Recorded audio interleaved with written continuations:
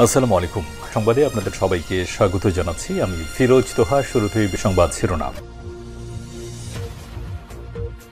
বাংলাদেশের সর্বশেষ গুরুত্বপূর্ণ আপডেট সংবাদে আপনাকে স্বাগত। শুরুতে সংবাদ শিরোনাম, পরে বিস্তারিত। শুরুতেই জানাবো, আওয়ামী লীগ, যুবলীগ ও ছাত্রলীগের ইন্ধনে আইনজীবী সাইফুলকে হত্যা করা হয়েছে।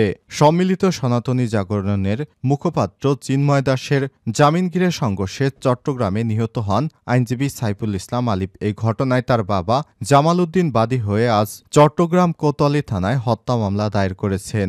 মামলায় ৩১ জনকে আসামি করা হয়েছে। এরপর জানাবো, জাতীয় ঐক্যের সমর্থনে বিশিষ্ট নাগরিকদের বিবৃতি। জাতীয় ঐক্যের সমর্থন জানিয়ে বিবৃতি দিয়েছেন বিশিষ্ট নাগরিকেরা। আজ অন্তর্বর্তীকালীন সরকারের প্রধান উপদেষ্টার প্রেস সচিব শফিকুল আলম তার ফেসবুক পোস্টে বিবৃতিটি শেয়ার করেছেন। এদিকে ঢাকা মাওয়া এক্সপ্রেসওয়েতে তরুণীর গুলিবিদ্ধ লাশ উদ্ধার। মুন্সিগঞ্জের শ্রীনগরে ঢাকা মাওয়া এক্সপ্রেসওয়ে থেকে এক তরুণীর গুলিবিদ্ধ লাশ উদ্ধার করেছে পুলিশ। তার পরিচয় এখনও জানা যায়নি। তার বয়স আনুমানিক ২২ থেকে ২৪ বছর। এবারে জানাবো, কিশোরগঞ্জের পাগলা মসজিদের দান বাক্সে এবার ২৯ বস্তা টাকা পাওয়া গিয়েছে। খোলা হয়েছে কিশোরগঞ্জের ঐতিহাসিক পাগলা মসজিদের দান বক্স। দান বাক্স থেকে এবার ২৯ বস্তা টাকা পাওয়া গিয়েছে। এদিকে পেঁয়াজ, আলু এবং তেলের মূল্যবৃদ্ধির নেপথ্যে আমদানিকারক এবং আড়তদার জড়িত সিন্ডিকেট। কয়েক মাস ধরেই বাজারে সবজিসহ পেঁয়াজ, আলু ও ভোজ্য তেলের দাম ঊর্ধ্বগতি। বাজার নিয়ন্ত্রণে সরকারের পক্ষ থেকে মূল্য নির্ধারণ করা হলেও ব্যবসায়ীরা তা মানছেন না, বরং নীতি নির্ধারকদের বৃদ্ধাঙ্গুলি দেখিয়ে বাড়তি দামেই বিক্রি করছেন তারা। এবং সর্বশেষ জানাবো, ট্রাম্পের প্রস্তাবিত শুল্ক আরোপে ৪ লাখ মার্কিনীর চাকরি হারানোর ঝুঁকি। নবনির্বাচিত মার্কিন প্রেসিডেন্ট ডোনাল্ড ট্রাম্পের প্রস্তাবিত আমদানি শুল্ক আরোপের ফলে যুক্তরাষ্ট্রে প্রায় ৪ লাখ মানুষের কর্মসংস্থানে হুমকির মুখে পড়বে বলে সতর্ক করেছে মেক্সিকো। প্রিয় দর্শক, এতক্ষণ শুনছিলেন সংবাদ শিরোনাম, এবারে বিস্তারিত। তবে তার আগে বন্ধুরা, অনুরোধ থাকবে এই সংবাদটিতে একটি লাইক দিন। এই চ্যানেলে আপনি নতুন হয়ে থাকলে আমাদের সংবাদটি দেখতে দেখতে চ্যানেলটি সাবস্ক্রাইব করে রাখুন, যাতে করে বন্ধুরা আমাদের পরবর্তী লেটেস্ট আপডেট সংবাদগুলো সবার আগে আপনার কাছে পৌঁছে যায়। এবারে বিস্তারিত। আওয়ামী লীগ, যুবলীগ ও ছাত্রলীগের ইন্ধনে আইনজীবী সাইফুলকে হত্যা করা হয়েছে। সম্মিলিত সনাতনী জাগরণ জোটের মুখপাত্র চিন্ময় দাসের জামিনকে ঘিরে সংঘর্ষে চট্টগ্রামে নিহত হন আইনজীবী সাইফুল ইসলাম আলিফ। এই ঘটনায় তার বাবা জামাল উদ্দিন বাদী হয়ে চট্টগ্রাম কোতোয়ালি থানায় হত্যা মামলা দায়ের করেছেন। মামলায় ৩১ জনকে আসামি করা হয়েছে। আওয়ামী লীগ, যুবলীগ ও ছাত্রলীগের ইন্ধনে চট্টগ্রাম আদালত প্রাঙ্গণে আইনজীবী সাইফুল ইসলাম আলিফকে হত্যা করা হয় বলে মামলার এজাহারে উল্লেখ করা হয়েছে। নিহত আলিফের বাবা জামাল উদ্দিন বাদী হয়ে শুক্রবার রাতে চট্টগ্রাম কোতোয়ালি থানায় মামলাটি দায়ের করেন।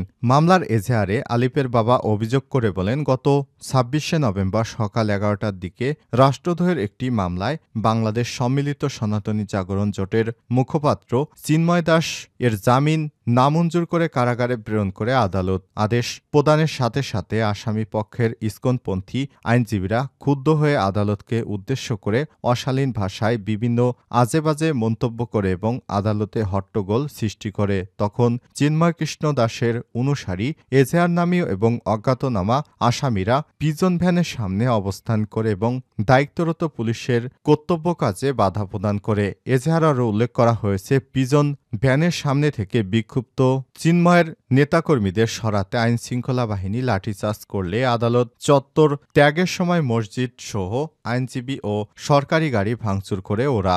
একই দিকে বিকেল 4:30টার দিকে পূর্ব পরিকল্পিতভাবে তার ছেলে অ্যাডভোকেট মোহাম্মদ সাইফুল ইসলাম প্রকাশ আলিফ বাসায় যাওয়ার সময় তার মুখে দাড়ি দেখে আসামিরা তাকে নির্মমভাবে কুপিয়ে গুরুতর জখম করে। সময় তারা বহিষ্কৃত ইসকন নেতা চিন্ময় কৃষ্ণ দাসের নামে জয়ধ্বনি দেয় এবং স্থানীয় লোকজন ও ছেলের সহকর্মীদের কাছ থেকে ঘটনার বিস্তারিত শুনে তিনি জেনেছেন ছাত্রলীগ, যুবলীগ, আওয়ামী লীগ ও দলটির অঙ্গ সংগঠনের বিভিন্ন পর্যায়ের নেতাকর্মী প্রত্যক্ষ এবং পরোক্ষ ইন্ধনে আসামিরা তার ছেলেকে হত্যা করেছে।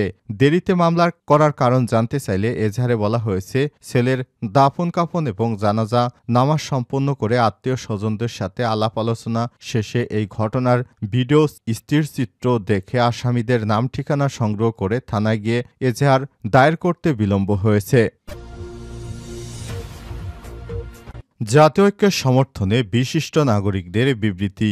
জাতীয় ঐক্যের সমর্থনে বিবৃতি দিয়েছেন বিশিষ্ট নাগরিকেরা। শনিবার ৩০শে নভেম্বর অন্তর্বর্তীকালীন সরকারের প্রধান উপদেষ্টার প্রেস সচিব শফিকুল আলম তার ফেসবুক পোস্টে বিবৃতি শেয়ার করেছেন। বিবৃতিতে বলা হয়েছে, গত ৫ই আগস্ট ছাত্র জনতার ঐতিহাসিক গণ অভ্যুত্থানের মুখে স্বৈরাচারী শেখ হাসিনার পতন ঘটে এবং শেখ হাসিনা দেশ ছেড়ে পালিয়ে যান।